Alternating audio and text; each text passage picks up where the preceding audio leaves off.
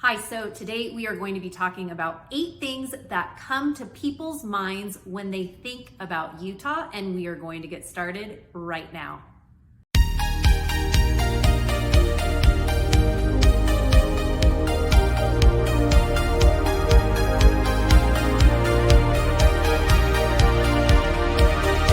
Mariah Koehle here. Welcome back to the channel, or welcome to the channel if this is your very first time here. This channel is literally everything you need to know about eating, working, playing, sleeping, and living in the Salt Lake City, Utah area. If that is of interest to you, consider subscribing down below so you don't miss our weekly videos.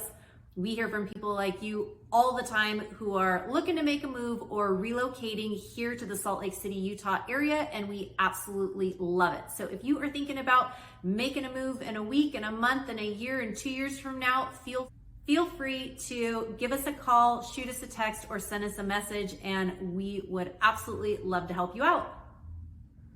People outside of the state of Utah often have preconceived notions of what Utah is all about. And sometimes some of these things that you think about when thinking about Utah, some of them are stereotypes and some of them are definitely true. So today I'm gonna hop right into it and I'm gonna share with you some different things about when you think about Utah, what you think about. And I actually have a prop today, which is so fun. Okay, so one of my favorite stores of all times is Trader Joe's. Raise your hand if you're a Trader Joe's fan. Okay, thank you, me too. So this is actually really funny because I shop at Trader Joe's all the time, and one of the things I was most worried about, I grew up in Northern California, we had Trader Joe's, we shopped at Trader Joe's all the time, and I remember thinking when we moved to Utah, like, oh no, do they have a Trader Joe's? Yes, I'm one of those people. But we do have Trader Joe's here in Utah, and actually this is super funny because on the bag, I'm gonna show you some different things today, and a lot of these different things are things that people think about when they think about Utah. So let's hop right into it. Number one, and hopefully you'll be able to see some of these things, but number one right here is the great skiing. So yes, Utah is known for its great skiing. It's known for its, incredible powder and all the different ski resorts. I remember when we moved here, all of a sudden everybody thought that we were gonna be skiers. And it was like, oh my gosh, are you guys a skier? Are you a snowboarder? Are you this or that? And I grew up skiing, and moving here to Utah, I hadn't skied that much since we lived in Southern California before.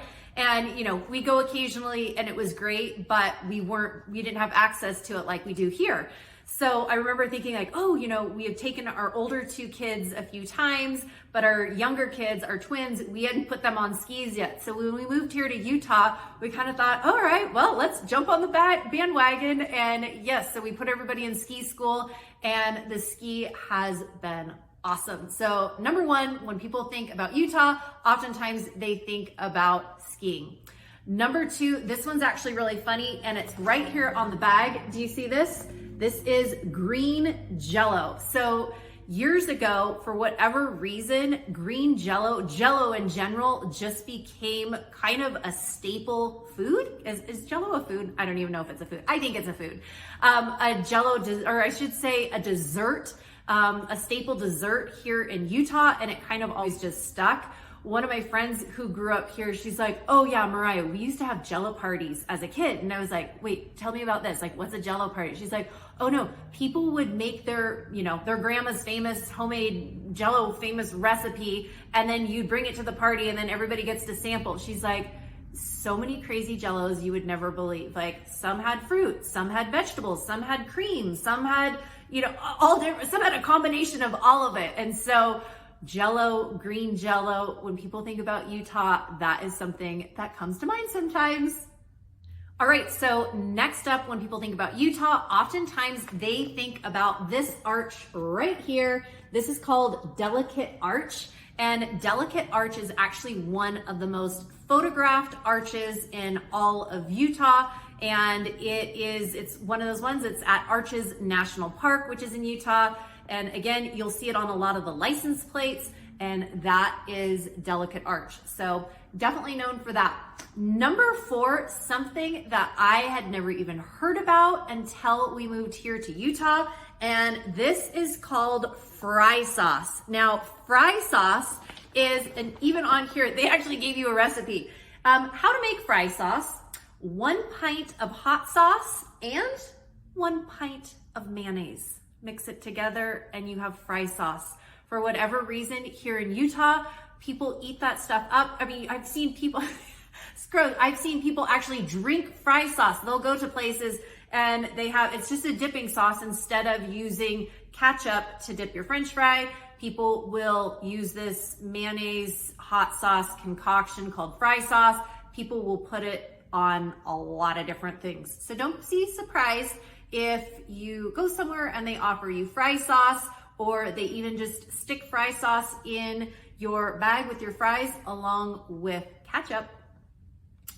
All right, so number 5, when people think of Utah, oftentimes they think of the national parks. Yes, Utah is known for so many of its national parks.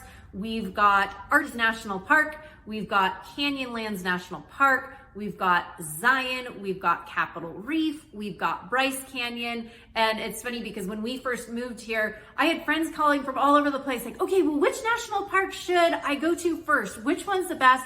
Which one's closest to each other? Are there any that we can combine into like one trip?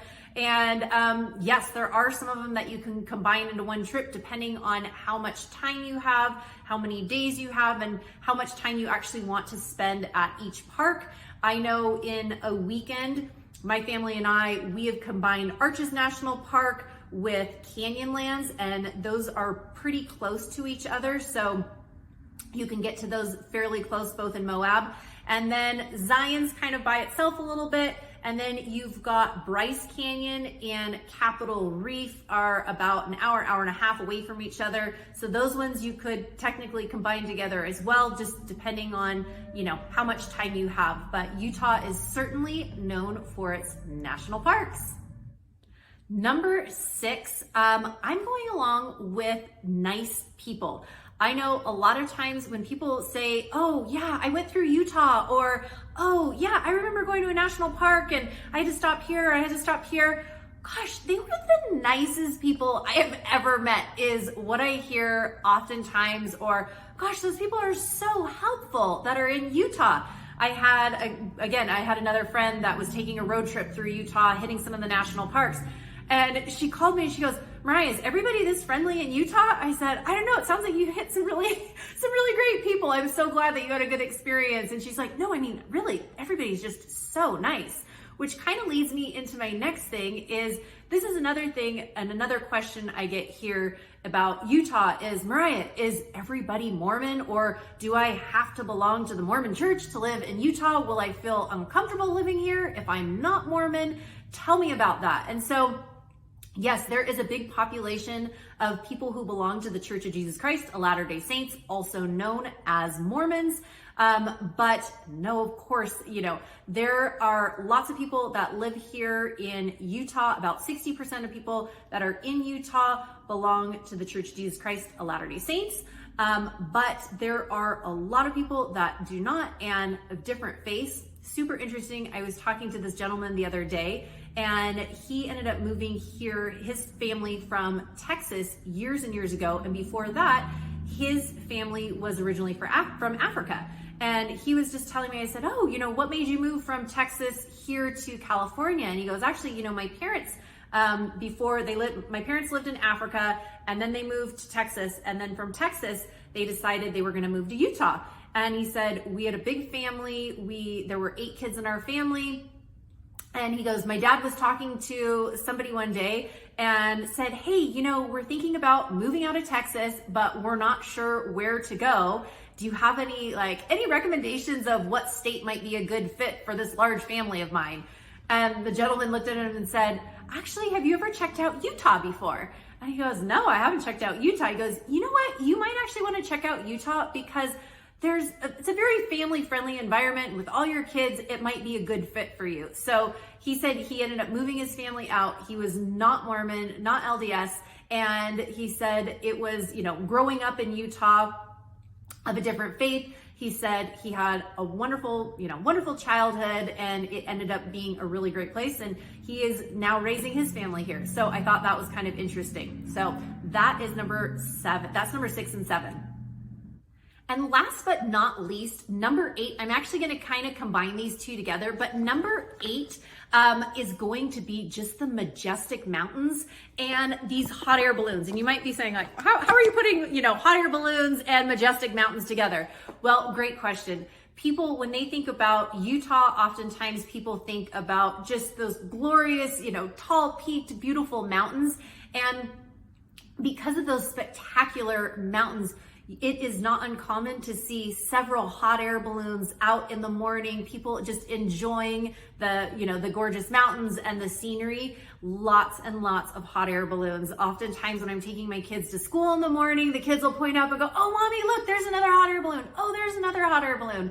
And one of the things that they do here in Utah, depending on the city, depending on, the area that you're in, but Provo, Utah, during the 4th of July, every 4th of July, they have what's called the Hot Air Balloon Festival. And this Hot Air Balloon Festival starts at, I think, 7 o'clock in the morning. And it's usually actually on the 4th of July, and they just launch all of these hot air balloons into the air. And at one point, I saw 35 hot air balloons and just the coolest things. And so Utah, definitely known for those mountains and definitely known for those gorgeous hot air balloons.